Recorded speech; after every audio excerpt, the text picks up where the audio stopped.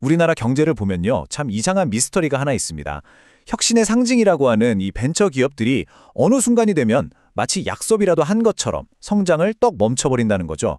오늘 대체 왜 이런 일이 벌어지는지 그 속을 한번 제대로 파헤쳐 보겠습니다. 이 모든 미스터리를 푸는 열쇠는요, 바로 이 숫자 하나에 담겨 있습니다. 0.008%. 자, 0.008%. 이게 대체 뭘 의미하는 숫자일까요? 쉽게 말해서 1998년 이후에 생긴 벤처기업이 무려 13만 개가 넘는데 이 중에서 우리가 이름만 대면 알만한 대기업으로 큰 회사가 딱 11곳뿐이라는 거예요. 이건 뭐 거의 불가능하다고 봐야죠. 도대체 한국 벤처 생태계에서 무슨 일이 벌어지고 있는 걸까요? 모든 수사는 증거에서 시작되잖아요. 우리도 일단 눈에 보이는 현상들, 그러니까 경제가 보내는 이상 신호들, 바로 정체 증상들부터 하나씩 짚어보겠습니다. 자, 첫 번째 단서부터 한번 보시죠. 지난 10년 동안 우리나라 경제 전체는 53%나 성장했어요. 꽤 괜찮죠? 그런데 경제의 심장, 그 엔진 역할을 해야 할 벤처기업들의 총매출 성장률은 고작 25%나 그쳤습니다.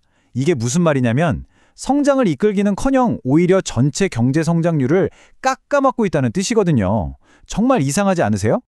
그 이유를 들여다보면 상황은 더 심각합니다.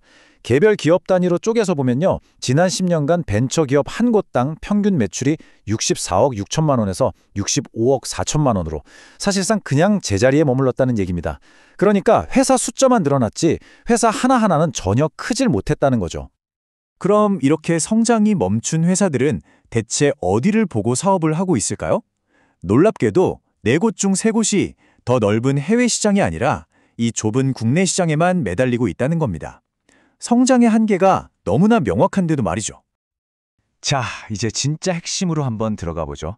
우리가 지금까지 본 현상들은요, 그냥 단순한 증상이 아니었습니다. 이건 사실 보이지 않는 진짜 범인을 가리키는 단서들이었던 거죠. 바로 성장을 가로막는 거대한 시스템 말입니다. 전문가들은 이 보이지 않는 힘에 성장 거부 시스템이라는 이름을 붙였습니다. 이 개념을 딱 이해하는 순간 이 모든 문제가 완전히 다르게 보이기 시작합니다. 여기 이 문장이 모든 걸 설명해 줍니다. 진짜 질문은 왜 이 시스템이 벤처의 성장을 적극적으로 가로막는가이다. 이제 우리의 질문은 기업이 왜 못 크지가 아니라 시스템이 왜 못 크게 만들지로 바뀌어야 하는 겁니다. 그렇다면 이 무시무시한 시스템은 대체 어떻게 작동하는 걸까요? 벤처기업의 성장을 멈춰 세우는 2가지 핵심적인 무기를 지금부터 파헤쳐 보겠습니다. 이 시스템은 2가지 무기를 동시에 사용합니다. 하나는 처벌이에요. 기업이 성장하려고 하면 온갖 불이익을 주죠. 다른 하나는 막다른 길입니다. 혹시 그 처벌을 다 이겨내고 성장해도 나갈 출구가 없게 만들어버리는 거죠. 이게 바로 그 첫 번째 무기, 성장에 따르는 처벌이라는 건데요. 한번 상상해 보세요. 우리 회사가 열심히 일해서 중견기업으로 딱 성장했어요. 그럼 어떻게 될까요?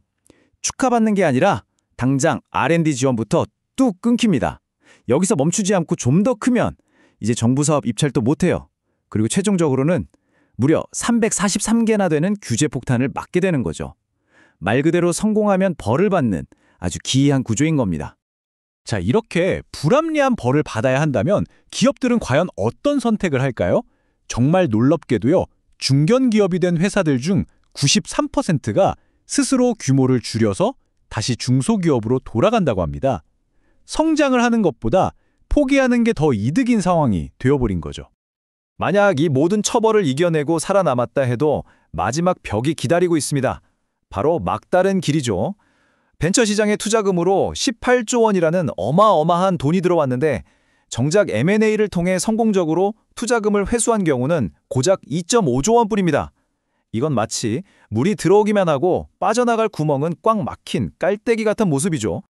이 표를 보시면 전문가들의 생각이 어떻게 바뀌었는지 한눈에 알 수 있습니다.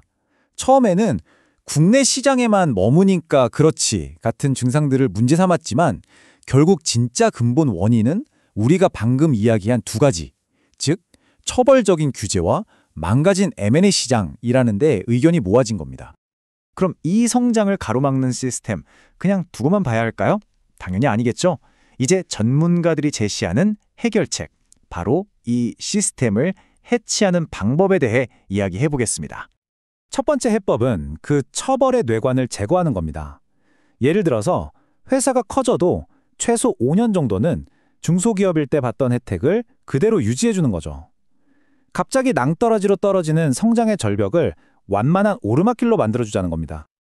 그리고 두 번째 해법은 막다른 길을 시원하게 뚫어주는 겁니다. 벤처기업을 인수하는 큰 회사에 세금 혜택을 팍팍 주거나 아니면 정부가 직접 나서서 우리나라에 이런 좋은 스타트업 많으니 사가세요 하고 해외에 세일즈를 하는 거죠. 어떻게든 막혀있는 M&A 시장에 숨통을 틔워주자는 이야기입니다. 그런데요, 이런 기술적인 해결책보다 더 중요한 게 있습니다. 바로 생태계 전체의 생각을 바꾸는 거예요.